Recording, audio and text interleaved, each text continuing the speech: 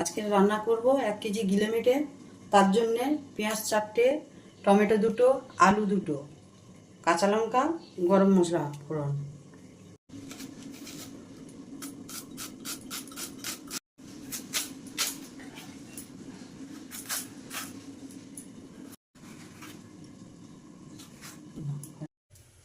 প্রথমে দিয়ে দিলাম অল্প করে সয়ার তেল,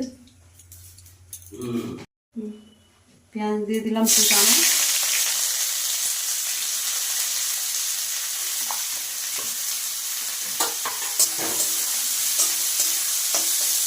তার মধ্যে দিয়ে দিলাম গরম মশলা ফোড়ন।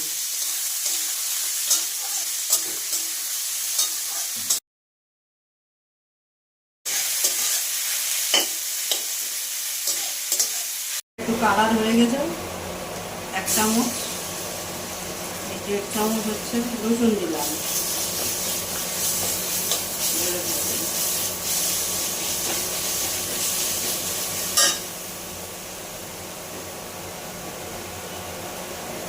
এক চামচ আদা দিলাম,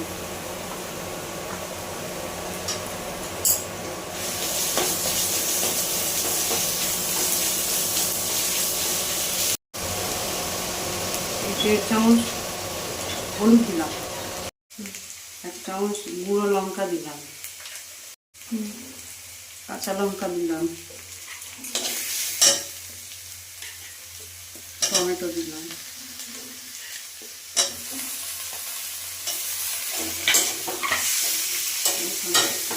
মতন 1.5 চামচ নুন দিলাম, স্বাদ মতন চিনি দিলাম। মশলা সব রকম কষিয়ে নিলাম, গিলেমেটে আমি ছাড়লাম।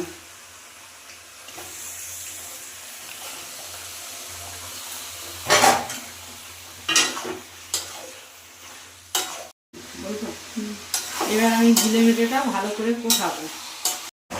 আমাদের এবার কষানো হয়ে গেছে, আর যখন এবার অল্প করে জল দিয়ে দিতে হবে।